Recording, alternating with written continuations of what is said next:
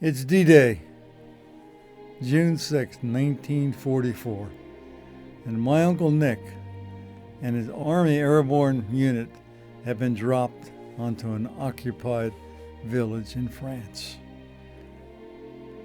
My Uncle Nick was traumatized as he watched his airborne buddies being shot out of trees, off of rooftops, hunted down in the streets like animals, that were being used as target practice by the Germans.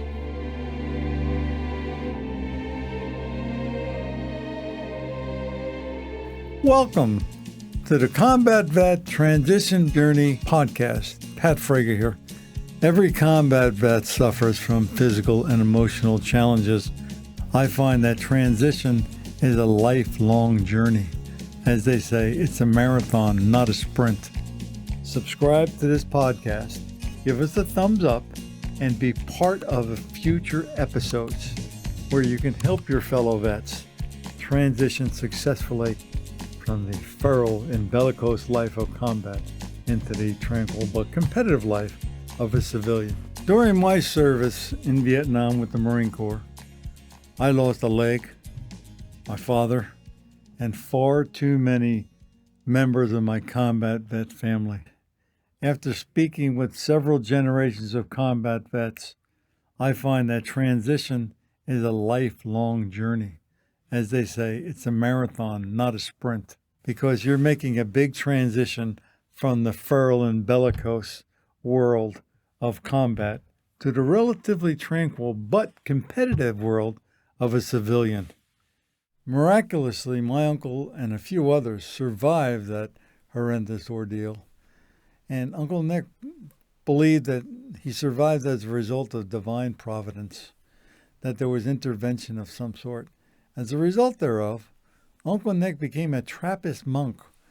In Les Trappes, France, there's a monastery, and these monks actually do not speak.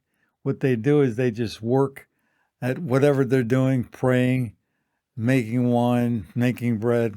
He did this for 3 years, and he never shared that with anyone. He kept that to himself. That was his transition into what can be considered civilian life. Fast forward 25 years, while I was rehabbing from the combat injuries I sustained in Vietnam at St. Albans Hospital, Naval Hospital in New York City, Uncle Nick came to see me. I was shocked because Uncle Nick was such a recluse. He didn't speak with anyone. My father, may he rest, would call Uncle Nick Nicky the Monk because no one ever spoke with him. He would never speak about what he's doing. He would just be very polite.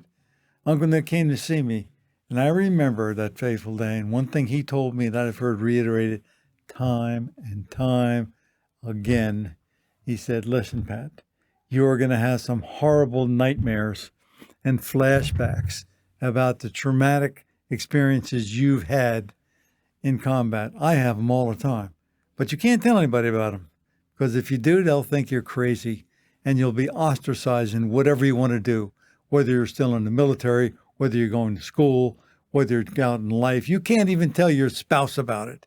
And you know, I found that common denominator or parallel to every combat vet I've spoken with, whether they served in World War II, Korea, Vietnam, Somalia, Iraq, Iran, Afghanistan, Panama, and other places where we're not even supposed to be, because those physical ordeals, the emotional ordeals are there forever. You'll hear about people such as my cousin Georgie, who was an airman during WW2, dropped bombs on Japan. And this guy, although he transitioned well into a high school football coach and later an administrator, had nightmares about the photos he'd seen of the damages he'd done with the bombs he dropped on Japan. We'll also hear about a guy by the name of Bill Landry, known as Billy Boy to the people he served with. He was called Billy Boy because he went in there, forged his birth certificate during World War II, went into the Merchant Marine at the age of 15. And people he served with would say, "You're just a kid, Billy." And they called him Billy Boy. Well, Billy Boy was on the first ship to bring POWs back from Germany after World War II. And although he transitioned well into civilian life, he became the only vice president of Bank of America who did not have a high school education. He will tell you he attended St. Mary's High School in New York, but never graduated. He became the only vice president of Bank of America who did not have a high school degree. And he'll tell you jokingly, or he would have told you, that he started as a messenger boy and he wound up being a glorified messenger boy. Very exceptional guy. However, Bill told me he couldn't be around emaciated, mangled bodies, people who had looked bad, because of his experience on that ship when he brought POWs back. And he had these nightmares and flashbacks until the day he died. And as you can see from our graphics up there, he who has seen war will never stop seeing it. That's a perfect example of. There are many other examples too. I've got one of my favorite people who I hope to see here. He's blind. His name is Urban Maieri. Urban's a Vietnam vet. Urban was in a body bag from anywhere from 1 to 3 days, depending upon the version of the story you hear. People thought he was dead, where an Army medic came upon him and saw some movement in the bag and unzipped it. That kept him from actually being buried. Today, Urban is a really exceptional man. He's gone on to be a successful businessman, albeit blind. He has started many, many companies. As a matter of fact, if you go to Shelter Island, he is the head of an actual group of sailors who bring vets aboard to pacify or mollify their demons. And Urban's lifelong dream, I heard, was to sail around the world blind alone. That's one exceptional guy. And while we're on blind folks, you'll hear from Edwin. Edwin came here from Peru, did 7 different deployments into Iraq and Afghanistan until an IED blew up in his face and caused him to be blind. And he transitioned because he played jiu-jitsu. Although he couldn't see who he was grappling with, he'd be on the bottom grappling with these people who outweighed him by 100 pounds. Quite an interesting character living in the dark. You'll also hear from, you won't hear from him because he's passed on, Hal Phoenix. Hal Phoenix was the toughest guy I've ever met. He was an All-American high school football player.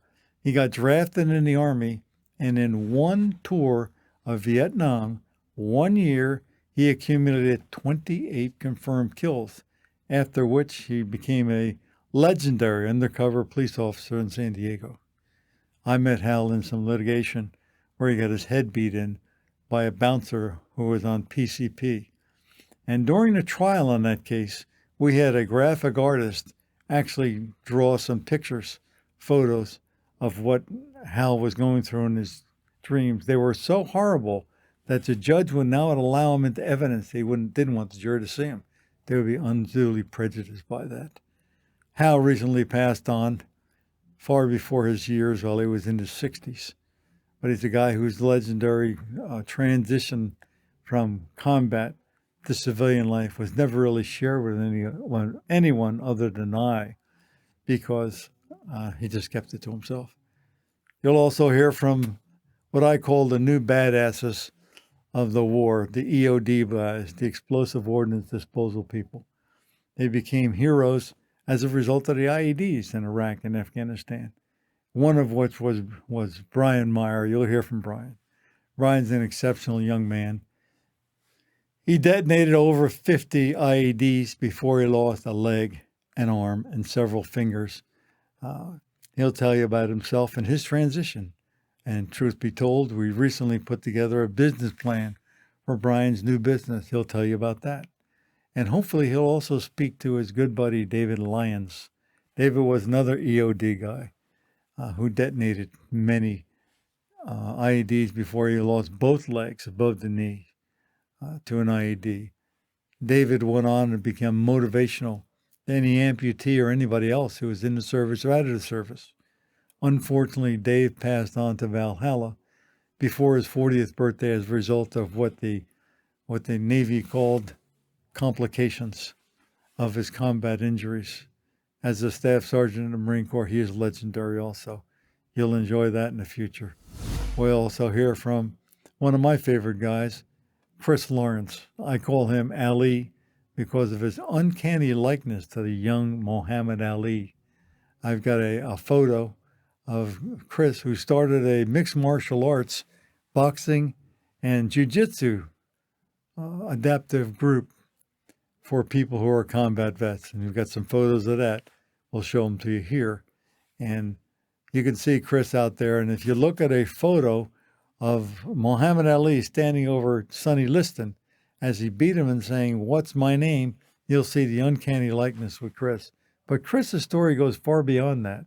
And hopefully he'll share it with you, because he transitioned on his own, with help from others, to be a police officer in Chula Vista. And he is now a stellar member of that company. He's got a beautiful family he's put together. As a matter of fact, my understanding is he's going to be married within the next month or two. He'll tell you about that. He'll bring in Randall Lenoccio. Randall was a corpsman served with the Marines in Ramadi, and he lost his leg above the knee. And he has devoted his life to helping vets, especially amputees, transition from combat to civilian life. He's currently a prosthetist at the Naval Hospital of Balboa. I met him when he worked at Peter Horse Prosthetics. Peter is another exceptional guy. He was trained by Osler, the people that make prosthetics.